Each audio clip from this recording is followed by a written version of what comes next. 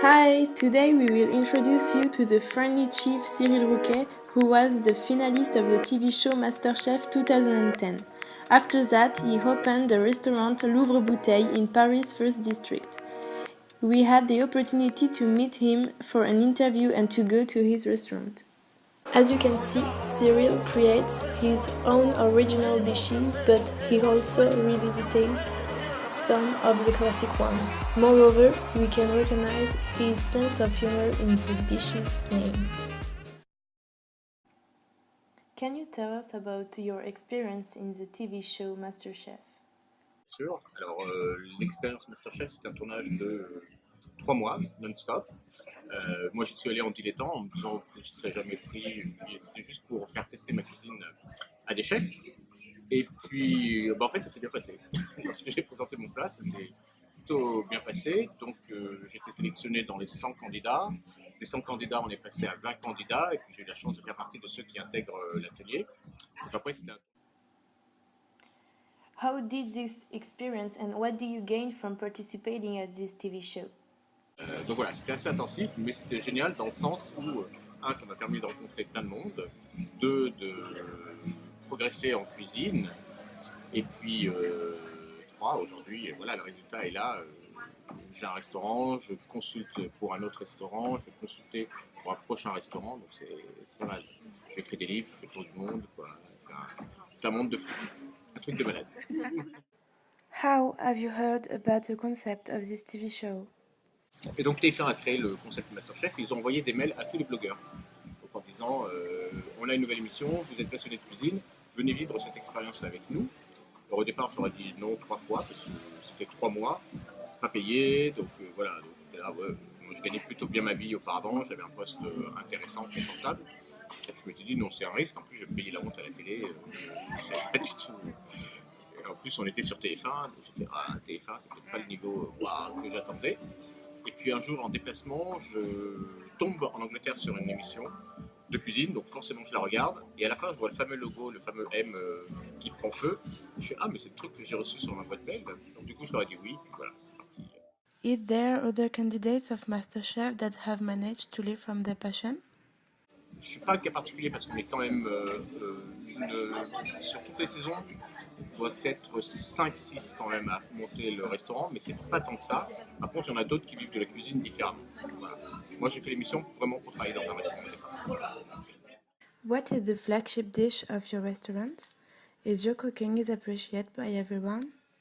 Alors c'est l'œuf, c'est un œuf que j'essaie d'enlever de ma carte, mais tout le monde me demande de le garder, donc ça s'appelle l'œuf, je l'ai appelé l'œuf Louvre Bouteille. En fait c'était un œuf poché sur une crème de champignons, de la cocotte croustillante autour, de la gelée de vin dessus, c'est des œmerettes déstructurées.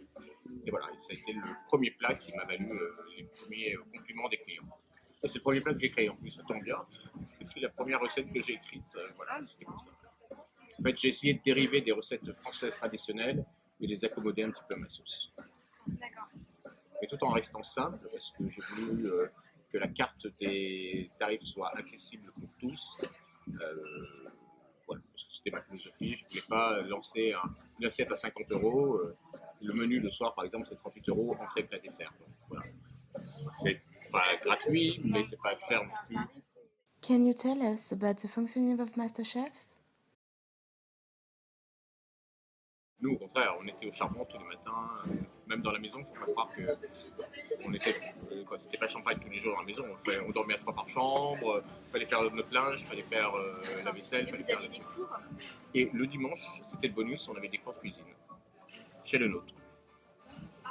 Voilà, c'est ce qui nous a permis de maîtriser à peu près toutes les techniques culinaires balayées. Donc c'est pour ça aussi qu'on progresse dans l'émission. Do you have new projects and where? Une partie en Asie et une partie en Amérique du Sud. Voilà. Ouais. Peut-être les États-Unis, parce que les États-Unis, apparemment, ça a l'air d'être beaucoup plus simple. J'ai mon frère qui habite et les Américains sont friands de la gastronomie française et ils sont prêts à payer très cher pour manger de la bonne nourriture. Donc, Do you think the cooking is affected by the crisis? elle souffre là. La restauration depuis le début d'année souffre énormément. Les consommateurs consomment différemment. Maintenant, c'est plus un plat, un dessert ou une entrée, un plat, mais jamais les trois. Un peu moins de vin et ils font beaucoup plus attention. Même des clients qui étaient réguliers ne viennent qu'une ou deux fois par mois. La pression fiscale étant et n'ayant pas de visibilité là, je pense que ouais, toute la restauration est frappée. What do you enjoy about your job today? Et quand on est passionné, ça vaut. Voilà. Et se lever en se disant je vais faire ce que j'aime, il n'y a rien de mieux.